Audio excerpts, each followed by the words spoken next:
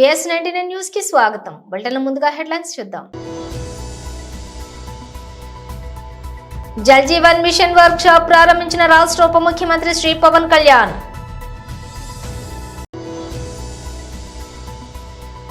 దేశ గౌరవం కోసం కాంగ్రెస్ రాజ్ భవన్ ముట్టడి, సీఎం రేవంత్ రెడ్డి నేతృత్వంలో పోరాటం.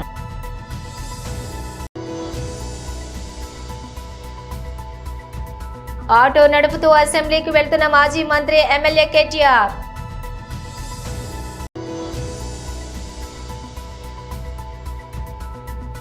మంత్రి పొన్నం ప్రభాకర్ రవాణా మరియు బీసీ సంక్షేమ శాఖ. Jal Jeevan mission workshop ప్రారంభించిన రాష్ట్ర ఉప ముఖ్యమంత్రి Shri Pawan Kalyan. State level workshop Jal Jeevan missions ఇంప్లిమెంటేషన్కి సంబంధించి ఈ స్టేట్ లెవెల్ వర్క్ షాప్కి వచ్చేసిన 26 జిల్లాల నుంచి వచ్చిన సూపరింటెండెంట్ ఇంజనీర్స్కి, ఎగ్జిక్యూటివ్ ఇంజనీర్స్కి, అలాగే ఇక్కడికి వచ్చిన మీడియా సన్నిహితులకి నా హృదయపూర్వక నమస్కారాలు. వేదిక పైన నాతో పాటు ఆసీనులైన శ్రీ శశిభూషణ్ గారు, principal secretary, Panchayati Raj rural development, rural water supply వారికి, శ్రీ కృష్ణతేజ గారికి, commissioner Panchayati Raj and rural development, Sanjeev Reddy గారికి, engineer in chief rural water supply, Venkateswara Rao గారికి, engineer in chief water resources, అలాగే హరిప్రసాద్ గారికి, గౌరవ ఎమ్మెల్సీ శాసనమండలి సభ్యులకి నా హృదయపూర్వక నమస్కారాలు. ఈ జల్ జీవన్ మిషన్ ఈ రోజున ఒక 2019 ఆగస్టులో ప్రారంభమైంది. 2024కి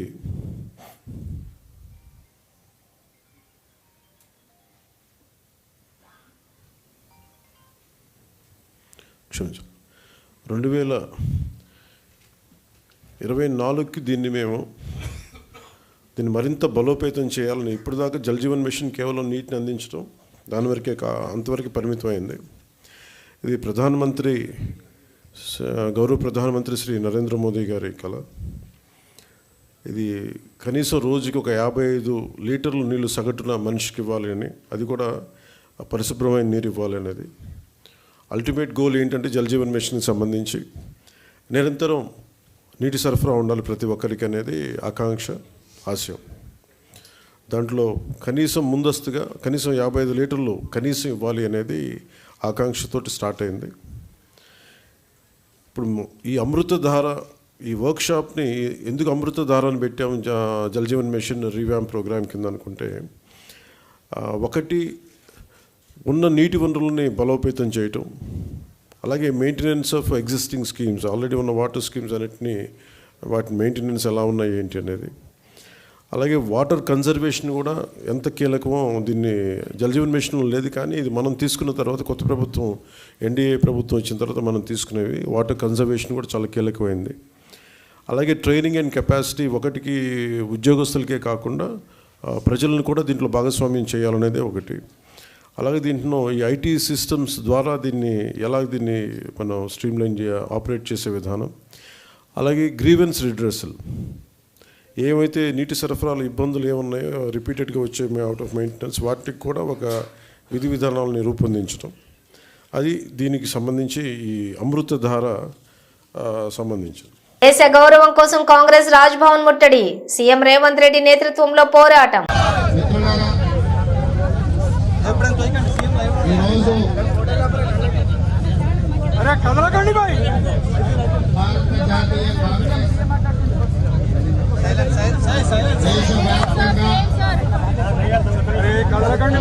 ప్రధాని అనుబంధం ప్రపంచ దేశాల ముందు మన దేశం యొక్క పరువు ప్రతిష్టను తాకట్టు పెట్టి ఈ రోజు మన దేశ గౌరవాన్ని కల్పించి ప్రపంచ దేశాల ముందు భారతదేశ వ్యాపార వ్యవస్థలు అవినీతిలో కూరుకుపోయినాయి. ఈ దేశంలో అనుమతులు తీసుకోవాలన్నా, ఈ దేశంలో వ్యాపారాలు చేయాలన్నా లంచాలు ఇవ్వాల్సిన పరిస్థితి వచ్చింది అని చెప్పి 75 సంవత్సరాలు కాంగ్రెస్ పార్టీ కష్టపడి ఈ దేశం యొక్క ప్రతిష్టను పెంపొందిస్తే అదాని ప్రధాని ఇద్దరు కలిసి ప్రపంచం ముందు మన పరువు తీసింది. దీనికి సంబంధించి అమెరికా దేశంలో foreign corruption practice act FCPA చట్ట ప్రకారం అమెరికాకు సంబంధించిన సంస్థలతో పాటు అదాని వ్యాపార సంస్థలు లంచాలు ఇవ్వజూపి లంచాలు ఇచ్చిండ్రు, చట్ట ప్రకారం చర్యలు తీసుకోమని అమెరికన్ విచారణ సంస్థ FBI నివేదికలు ఇవ్వడమే కాకుండా అక్కడ చర్యలు చేపట్టడానికి అక్కడి ప్రభుత్వం పూనుకున్నది. ఆ సందర్భంలో దేశ పౌరు ప్రతిష్టను మంటగలిపిన అదాని మీద విచారణ జరగాలి. ఈ విచారణ జాయింట్ పార్లమెంటరీ కమిటీ నేతృత్వం వహించాలి అని కాంగ్రెస్ పార్టీ అధ్యక్షుడు మల్లికార్జున్ ఖర్గే గారు, లోక్సభలో ప్రధాన ప్రతిపక్ష నాయకుడు శ్రీ రాహుల్ గాంధీ గారు డిమాండ్ చేయడమే కాకుండా లోక్సభ రాజ్యసభలో ఈ అంశాన్ని ప్రస్తావించి ప్రధానమంత్రిని భారత ప్రభుత్వాన్ని నిలదీసి కడిగిన ప్రధానమంత్రి నిమ్మకు నీరెత్తినట్టు ఉండడమే కాకుండా ఈ అంశం మీద మాట్లాడడానికి కూడా వారు ముందుకు రావడం లేదు. ఇక డీటెయిల్స్ చూస్తే అసెంబ్లీ సమావేశాల నేపథ్యంలో ఆటో డ్రైవర్లకు కాంగ్రెస్ ప్రభుత్వం ఇచ్చిన హామీలను విస్మరించిందంటూ ఆటో నడుపుతూ అసెంబ్లీకి వెళ్తున్న మాజీ మంత్రి ఎమ్మెల్యే కేటీఆర్.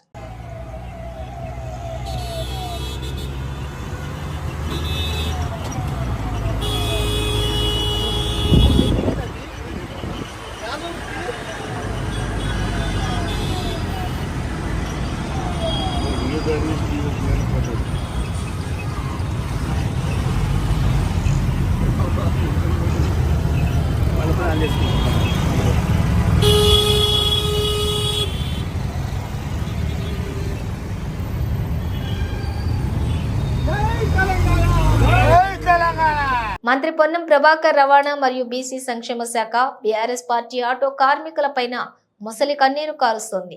ఆటో కార్మికులపై మీకు చిత్తశుద్ధి ఉంటే మీ ప్రభుత్వం ఉన్న 10 సంవత్సరాల్లో వారి సంక్షేమం కోసం తీసుకున్న చర్యలు ఏంటి చెప్పాలి. మెట్రో వస్తే ఇతర వాటిపై ప్రభావం పడిందని, మహిళలకు ఉచిత ప్రయాణం ఇస్తే ఆటోలపై ప్రభావం పడిందని ఆరోపణలు తప్పు. బస్సు ప్రయాణికుల ఇంటికి వెళ్లడం లేదు. గతంలో లాగానే బస్ స్టాండ్ నుంచి పోతోంది. ప్రజల ఇంటి దగ్గర నుండి బస్ స్టాండ్ కి వెళ్లడానికి ఆటోలను వాడుతున్నారు. ఎన్నికలలో ఆటో కార్మికులకు 12,000 సంవత్సరానికి ఇస్తామని అన్నాం. మీ నిర్వాహకం వల్ల, ఆర్థిక సంక్షోభం వల్ల ఈ సంవత్సరం ఇవ్వలేకపోయాం. భవిష్యత్తులో ఆటో కార్మికులను ఆదుకునే బాధ్యత మా ప్రభుత్వానికి ఉంది. ఆటో కార్మికులు వేసుకునే డ్రెస్సులు వేసుకోవడం, నిన్న బేడీలు వేసుకునే వేషాలు వేయటం రాజకీయ డ్రామా. అటువంటివి చేయకండి. మీకేమైనా చిత్తశుద్ధి ఉంటే ఏనాడైనా రవాణా శాఖ మంత్రికి ఆటో కార్మికుల సమస్యలపై రీప్రజెంటేషన్ చేశారా? రాజకీయాల కోసం, నిరసనలు చెప్పడం కోసం ప్రజాస్వామికంగా ఆటో కార్మికులను తీసుకుని రండి. ఆటో కార్మికుల సమస్యలపై చర్చిద్దాం. డ్రెస్సులు వేసుకొని ఇతరత్ర ఏదో ఇటువంటి వేషాలు వేసేటువంటి ప్రయత్నం, నిన్న బేడీలు వేసుకొని ఇటువంటి చేయడం అనేటువంటిది పొలిటికల్ డ్రామా. అటువంటి చేయకండి. నిజంగా మీరు ఏమైనా చిత్తశుద్ధి ఉంటే నేను అడుగుతా ఉన్న టీఆర్ఎస్ రిజిస్ట్రేటర్ పార్టీ కావచ్చు, టీఆర్ఎస్ పొలిటికల్ పార్టీ ఎన్నడైనా ట్రాన్స్పోర్ట్ మినిస్టర్కు ఆటో కార్మికుల మీద ఈ డెమోక్రసీలో ఈ సమస్యలు నేను రిప్రజెంటేషన్ చేసిరా? వెనుకటి కూడా సామధాన భేద దండ అంటారు. అవేం లేకుండా మీరు కనీసం రిప్రజెంటేషన్ కూడా చేయకుండా మీరు అటుగా ప్రొటెస్ట్కి వెళ్ళిపోతే మేము అనేక సందర్భాలు ఆటో కార్మికులతో సమావేశాలు పెట్టినాం. రండి, ఆటో ప్రతినిధులు తీసుకొని బరాబర్గా డెమోక్రటిక్గా మా ఆఫీసులో కూర్చొని మాట్లాడదాం. అంతేగాని ఇటువంటి వాళ్ళ పేరు మీద మీరు పొలిటికల్ ప్రోగ్రామ్ తీసుకునేటువంటి ప్రయత్నం చేస్తే ఇది మంచిది కాదు సమాజానికని మనం చేస్తాము. కేటీఆర్ వ్యాఖ్యలపై భువనగిరి ఎంపీ చామల కిరణ్ కుమార్ రెడ్డి కామెంట్స్. కేటీఆర్ నన్ను ఎప్పుడు అరెస్ట్ చేస్తారని ఎదురు చూస్తున్నాడు. ఆయనకు అరెస్టు కావాలనే ఇంట్రెస్టింగ్ ఎక్కువ ఉన్నట్టుంది. ప్రతిసారి ప్రభుత్వాన్ని ఛాలెంజ్ చేస్తున్నాడు. ప్రతి విషయంలో గవర్నమెంట్ కి వ్యతిరేకంగా మాట్లాడుతున్నాడు. అరెస్ట్ అయ్యి కొత్త ట్రెండింగ్ లోకి రావాలని కేటీఆర్ భావిస్తున్నట్లు ఉన్నాడు. గవర్నమెంట్ మీద విష ప్రచారం చేస్తూ కేసులు పెట్టించుకోవాలనే భావన కేటీఆర్ ఉన్నారు. ఎవరైతే అరెస్ట్ అవుతారో వాళ్ళు రానున్న రోజులలో వాళ్ళకి మంచి రాజకీయ భవిష్యత్తు ఉంటుందన్న ఆలోచనతోటి ప్రతిసారి అంటే మీరైనా మీ కార్యకర్తలైనా మీ నాయకులైనా రెచ్చగొట్టే విధంగా గవర్నమెంట్ ని తప్పు చూపిస్తూ గవర్నమెంట్ మీద విష ప్రచారం చేస్తూ కేసులు పెట్టించుకోవాలన్న ప్రయత్నం చేస్తున్నారు. ఇప్పుడు కూడా మీరు నేను అరెస్ట్ కావడానికి సిద్ధంగా ఉన్నా, నన్ను అరెస్ట్ చేయడం అని చెప్పడాన్నే చూస్తున్నారు తెలంగాణ ప్రజలు. మీకు అరెస్ట్ కావాలన్న ఇంట్రెస్టే ఎక్కువ ఉన్నట్టుంది. మీకు రాజకీయాలలో మీరు మాట్లాడేది తప్పని, మీరు మాట్లాడొద్దని కూడా తెలియకుండా మీరు. శాసన మండలిలో మినిస్టర్ కొండా సురేఖ ప్రసంగం. ధూపదీప నైవేద్య కార్యక్రమం మొదలుపెట్టింది కాంగ్రెస్ ప్రభుత్వమే. నెలకు 4,000 ధూపదీప నైవేద్యం కోసం. అర్చకుల గౌరవ వేతనం 6,000, మొత్తం 10,000 ఇస్తున్నాం. ధూపదీప నైవేద్యం కోసం 10 ఏళ్ల కాలంలో అధికారంలో ఉన్న బీఆర్ఎస్ చేసిందేమీ లేదు. వైఎస్ హయాంలో 2,500 ధూపదీప నైవేద్యం కింద 1,205 దేవాలయాలను గుర్తించాం. 2015 వరకు కొనసాగించారు. ఆ తర్వాత గత ప్రభుత్వం 6,000కు పెంచింది. 2023లో 10,000కు పెంచింది. అప్పుడు గత ప్రభుత్వం ఆలోచన చేయలేదు. గతేడు పెంచారు కాబట్టి పెంపు ఆలోచనపై సమాలోచనలు చేయాల్సి ఉంది. అర్చకులకు సంక్షేమం కోసం ప్రభుత్వం కట్టుబడి ఉంది. వారి సమస్యలపై ప్రభుత్వం సానుకూలంగా ఉంది. దాదాపుగా 6,541 దేవాలయాలకు ప్రతి నెల 6,27,10,000 పారితోషికం చెల్లిస్తున్నాం. సంవత్సరానికి 75 కోట్లు చెల్లిస్తున్నాం.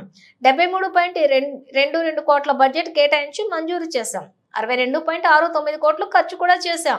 ధూపదీప నైవేద్యం కింద రాని దేవాలయాలకు నోటిఫికేషన్లు కూడా విడుదల చేశాం. అర్హత ఉన్నటువంటి దేవాలయాలకు దేవాదాయ శాఖ పరిధిలోకి తీసుకుంటాం. అన్యాక్రాంతమైనటువంటి భూములపై ప్రతి జిల్లాలోని దేవాలయాల భూములపై సర్వే చేయాలని ఇప్పటికే ఆదేశించాం. భూములు అన్యాక్రాంతం కాకుండా చర్యలు చేపడుతున్నాం. ప్రవర్తికు దగ్గరగా ఉన్నటువంటి భూముల్లో సోలార్ ప్లాంట్లను, దూరంగా ఉన్నటువంటి భూముల్లో పామాయిల్ సాగు చేయబోతున్నాం. అలాగే ఆదాయ సముపార్జన చేసి దేవాలయాలను అభివృద్ధి చేస్తాం. పక్క రాష్ట్రంలోని మన ప్రభుత్వం భూములను వివరాలను సేకరిస్తున్నాం.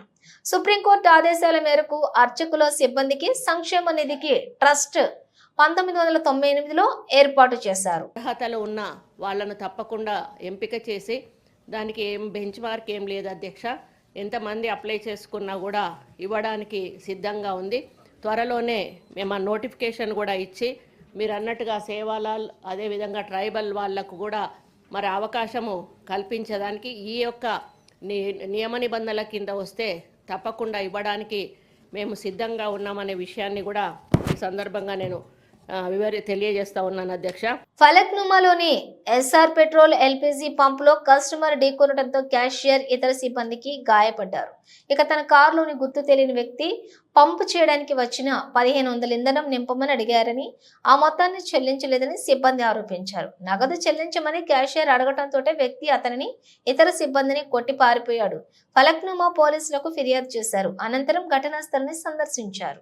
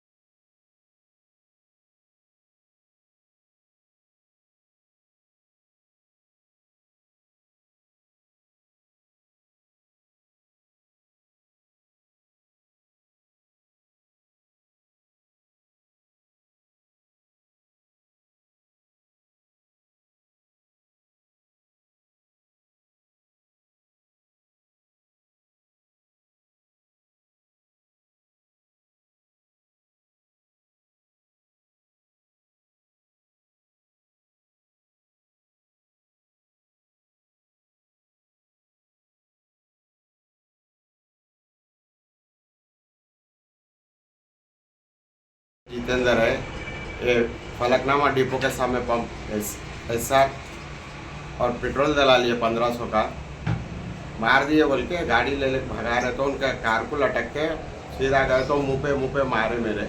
आप क्या काम करते? पेट्रोल डालते, कैशियर है आप? कैशियर पेट्रोल दोनों भी, और गाड़ी से पूरा ढकल दिए मार के। कौन सी गाड़ी थी? i20 होंडा है। कितने जने थे वो लोग? 4 जने थे। कितने का पेट्रोल डाले? 1500 का। पैसे दिए नहीं दिए? पैसे नहीं दिए, पेटीएम कर रहा हूँ बोल के दला लिए, पेटीएम नहीं करे, हो गया बोल के कार निकाल रहे तो उसके गला पकड़ लेके वैसे गया। कहाँ तक गए? ये ब्रिज के ऊपर तक पूरा। तो आप कुछ मार वार लगा? हाँ, ये पैर को पूरा चलने नहीं आ रहा। और क्या लगा? ये पूरा ये सर को लग गया, इधर पूरा हाथ को घसड़े गया पूरा।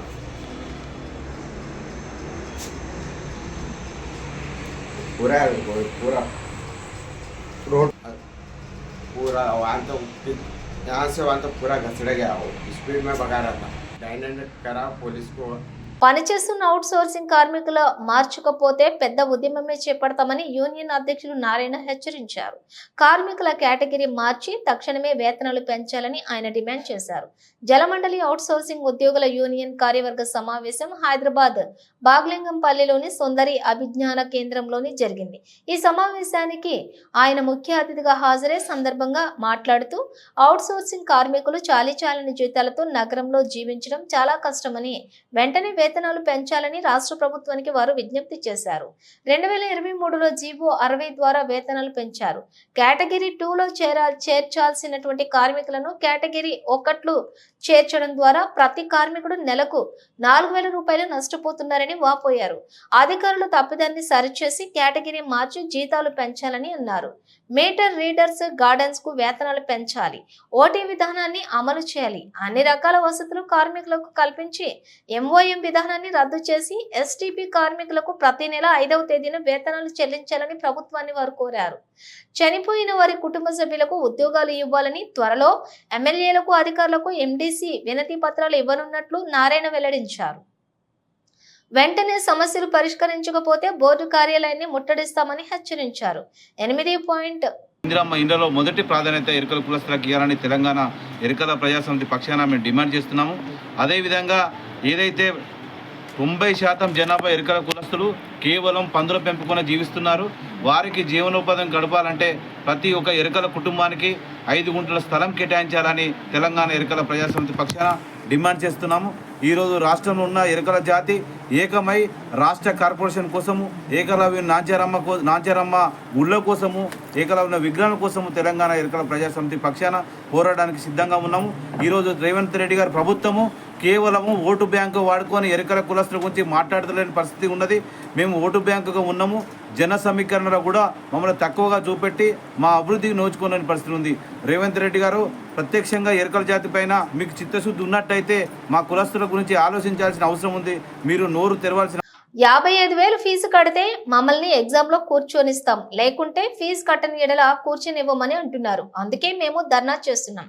మమ్మల్ని ఎగ్జామ్ కొరకు అలో చేయండి, ఎగ్జామ్ ఫీజు కట్టనివ్వండి, లేకుంటే మా సంవత్సరం అంతా వేస్ట్ అయిపోతుంది. స్టూడెంట్స్ ఇక్కడ చాలా మంది పేద విద్యార్థులు జయా, జొమాటో, స్విగ్గీలో పనిచేసి మరీ చదువుకుంటున్నారు. ప్రభుత్వం స్కాలర్షిప్ విడుదల చేయకపోతే అది మా వ్యవస్థ కాదు. మమ్మలను 55,000 కట్టమనటం సబబు కాదు. అది మీకు మరియు ప్రభుత్వం మధ్య సమస్య. మమ్మల్ని మిగతా ఫీజు కట్టమనటం సరికాదు.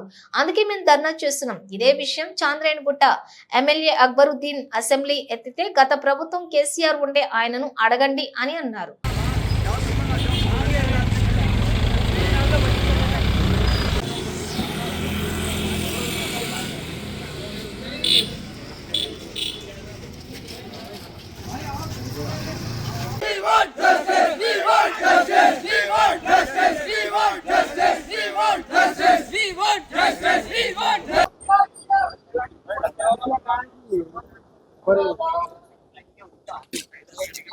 चलो भाई, पढ़ लो पूरे इधर।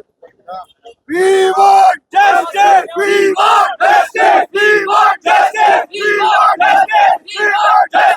ప్లేస్మెంట్ కా भी మేమందరం ISLM students, ISLM engineering final year students. ఈ రోజు మా కాలేజ్ లో అందరికి ఎగ్జామ్ ఫీజు కట్టని ఇస్తలేరు. ఏమంటే ఐఎస్ఎల్ ఇంజనీరింగ్ కాలేజ్ ఈ ఎగ్జామ్ ఫీజు కట్టడానికి ఇస్తలేరు. ఎందుకంటే గవర్నమెంట్ నుంచి మాకు స్కాలర్షిప్ రాలే. ఎందుకు వస్తలేదు స్కాలర్షిప్? అది గవర్నమెంట్ రీజన్, ఇంకా కాలేజ్ ఇద్దరి మధ్యది ఇష్యూ. అది కాలిపిలిగా స్టూడెంట్స్ ఫ్యూచర్ ఖరాబ్ చేయడానికి కాలేజ్ వాళ్ళు ఇప్పుడు 30,000 పే చేసి ఎగ్జామ్ ఫీ 55,000 పే చేయమంటారు. ఇప్పుడు పే చేసి ఎగ్జామ్ ఈఎఫ్ జనరేట్ చేస్తామంటారు. లేకపోతే వాళ్ళ ఈఎఫ్ జనరేట్ చేయాలంటారు. ఈఎఫ్ జనరేట్ కాకపోతే హాల్ టికెట్స్ రావు. పిల్లలకి హాల్ టికెట్స్ రాకపోతే వాళ్ళు ఒక సెమిస్టర్ కాదు, ఒక ఇయర్ మొత్తం డ్రాప్ అయిపోతుంది వాళ్ళది. వాళ్ళు డిటైన్ అయ్యి మళ్ళీ ఇంకొకసారి అడ్మిషన్ తీసుకొని ఫైనల్ ఇయర్ ఇంకొకసారి అటెండ్ చేయాల్సి వస్తుంది వాళ్ళకి. అయితే మాకు ఆటో డ్రైవర్లకు సంఘీభావంగా ఆటోల్లో అసెంబ్లీకి వచ్చిన బీఆర్ఎస్ ఎమ్మెల్యేలు ఇప్పటి వరకు 93 మంది ఆటో డ్రైవర్లను ఆత్మహత్యలకు పాల్పడ్డట్లుగా తెలుస్తోంది. గత అసెంబ్లీ సమావేశాల్లోనే ఆత్మహత్య చేసుకున్న ఆటో డ్రైవర్ల జాబితాని ఇచ్చాము. అయినా రాష్ట్ర ప్రభుత్వానికి దున్నపోతు మీద వాన పడ్డట్టే ఉంది. ఆటో డ్రైవర్లకు సంవత్సరానికి ఇస్తామన్నటువంటి 12,000 వెంటనే ఇవ్వాలి. ఆటో డ్రైవర్లు ఎవరూ ఆత్మహత్యలకు పాల్పడొద్దు. బీఆర్ఎస్ పార్టీ మీకోసం పోరాడతాం. మేడ్చల్ జిల్లా గట్కేసర్ పిఎస్ పరిధి ఔటర్ రింగ్ రోడ్డుపై మనీ హ్యాండ్ ఛాలెంజ్ పేరుతోటి డబ్బులు వెదజల్లుతో న్యూసెన్స్ క్రియేట్ చేస్తున్న భానుచందర్ అనే యూట్యూబర్ ను గట్కేసర్ పోలీసులు అరెస్ట్ చేశారు. గట్కేసర్ పిఎస్ లో Malkajgiri ACP Chakrapani press meet నిర్వహించారు. ఈ సందర్భంగా ఏసీపీ మాట్లాడుతూ హైదరాబాద్ బాలానగర్ కు చెందిన రాయలాపురం భానుచందర్ అనే వ్యక్తి గట్కేసర్ వద్ద ఔటర్ రింగ్ రోడ్డుపై తన సోషల్ మీడియా అకౌంట్ ద్వారా వీడియో తీస్తూ కరెన్సీని ఔటర్ రింగ్ రోడ్డుపై చెట్ల పొదల్లో విసిరేస్తూ వచ్చి తీసుకోమని మనీ హంట్ ఛాలెంజ్ చేస్తున్నాడని అన్నారు. ఓఆర్ఆర్ సిబ్బంది ఫిర్యాదు మేరకు బిఎన్ఎస్ సెక్షన్ 179 నేషనల్ యాక్ట్ కింద 1956 ప్రకారం భానుచందర్ ను అరెస్ట్ చేసి దర్యాప్తు చేస్తున్నట్లుగా ఏసీపీ చక్రపాణి తెలిపారు.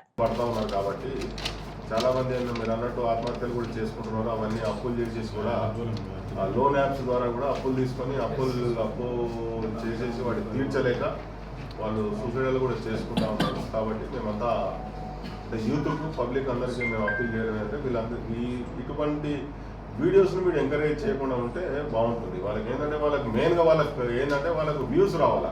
వ్యూస్ తర్వాత షేర్స్ ఇవన్నీ వస్తే, లైక్స్ షేర్స్ వస్తే వాళ్ళకు మనీ వస్తుంది. ఎంత ఎక్కువ వస్తే వాళ్ళకి మనీ వస్తుంది. కాబట్టి వాళ్ళు ఈ విధంగా అంటే రాంగ్ ట్రాక్లో పోతా ఉన్నారు. కాబట్టి యూట్యూబర్స్ కూడా మేము అప్పీల్ చేస్తా ఉన్నాం, మీరు ఇలాంటి చెడు మార్గంలో వెళ్ళే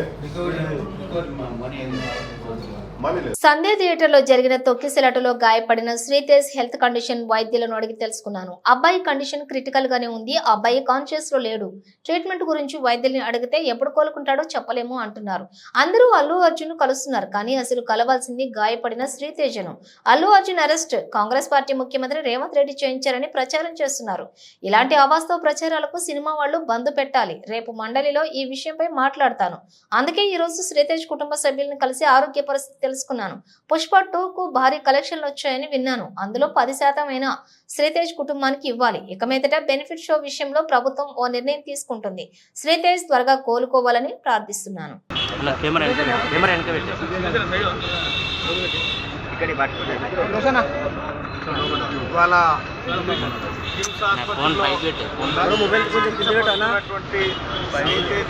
అబ్బాయి ఎవరైతే ఉన్నారో సినిమా చూడడానికి వెళ్ళి తొక్కిసలాటలో గాయపడ్డటువంటి శ్రీతేజ్ అనేటువంటి అబ్బాయిని పరామర్శించడానికి రావడం జరిగింది.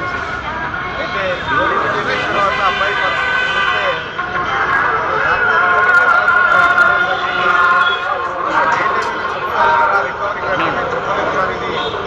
ఏడాది పట్టొచ్చు, 4 ఏళ్ళు పట్టొచ్చు, ఎన్ని రోజులైనా పట్టొచ్చు అని చెప్పి వాళ్ళు చెప్తా ఉన్నారు. అబ్బాయి కంప్లీట్గా అంటే కాన్షియస్లో లేడు.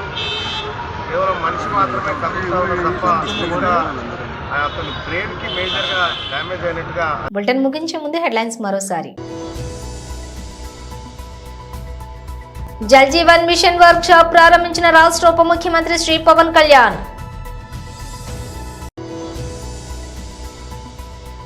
దేశ గౌరవం కోసం కాంగ్రెస్ రాజ్భవన్ ముట్టడి. సీఎం రేవంత్ రెడ్డి నేతృత్వంలో పోరాటం.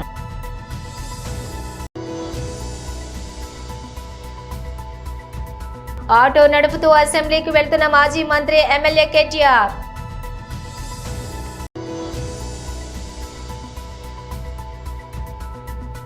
మంత్రి పొన్నం ప్రభాకర్ రవాణా మరియు బీసీ సంక్షేమ శాఖ. ఇవి బులెటిన్ విశేషాలు. మరో బులెటిన్తో మళ్ళీ కలుద్దాం.